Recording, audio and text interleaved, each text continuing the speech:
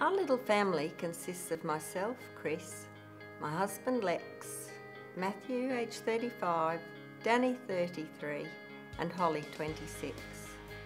Danny was born in our hometown of Adelaide just before Christmas in 1980.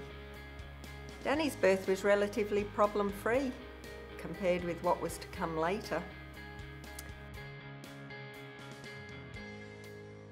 All went well until Danny was 8, and he fell from a wooden play fort onto the concrete below. He had fractured his skull and collarbone, and the skull fracture led to slightly diminished hearing in his right ear. This deficit remained stable until Danny was 24 in 2005. And what a year that was. In February that year, Danny awoke one morning to discover that he was completely deaf on the right side, the side of the old fracture. Life then became more of a struggle for him, especially socially. He lived in Perth, was 24 years of age, and worked on a rescue helicopter. I'll fast forward now to the 24th of October in that same year. When Lex arrived home from work, he said, "We need to pray for Danny." My poor husband had to break the news to me gently. He's been bashed and he can't hear a thing. Danny had been king hit, or coward punched as they call it now, by a complete stranger in an unprovoked attack in Fremantle. A CCTV camera had captured the assault, although the perpetrator was never identified due to the blurry vision on the videotape. When Danny regained consciousness, he couldn't hear the questions of the ambulance officers. He was hospitalised with a skull fracture and brain swelling, and was horrified to be told on day 3 that he was totally and permanently deaf. He could apply for a disability pension or be tested for a cochlear implant. Well, the next 4 months consisted of hospital visits, audiologists, hearing aid trials, dreadful headaches, pain medications, lip reading, excruciating tinnitus, unemployment, tears of anguish, and the hope for a miracle. We wrote messages to him by the million, on paper, notebooks, magnadoodles, mobile phones, anything he could read, we would write on.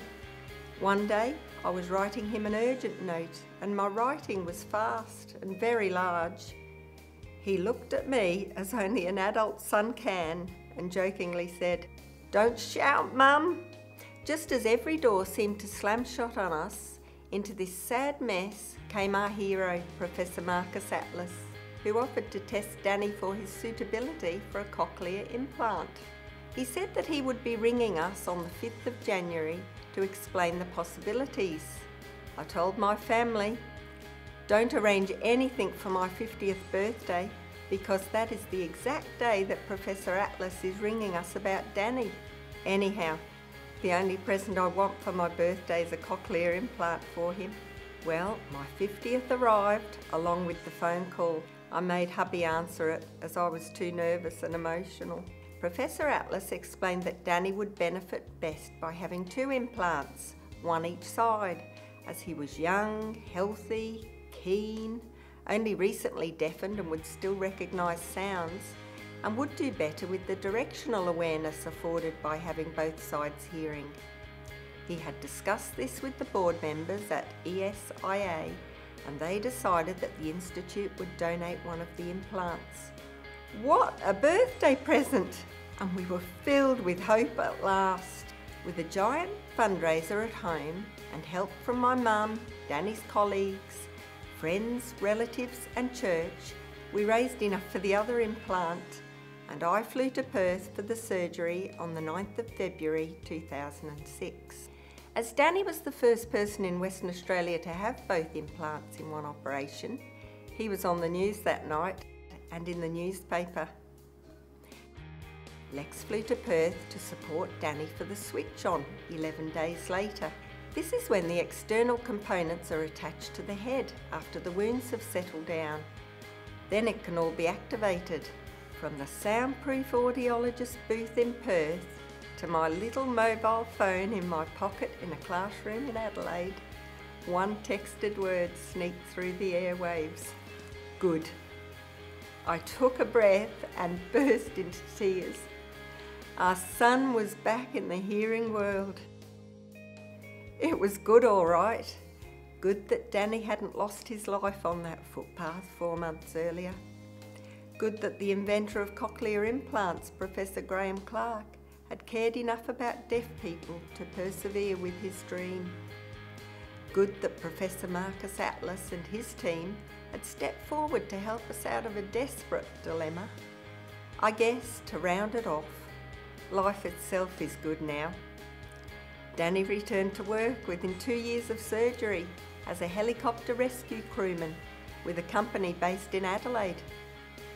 What a great achievement! The one who was rescued is now rescuing others. Danny and Julia welcomed their baby daughter Olive in 2010, and she has brought great joy to all of us. He loves nothing more than hearing her chatter and sing songs as his head bursts with joy and pride. And cochlear implants, we have all come through this storm with immense gratitude.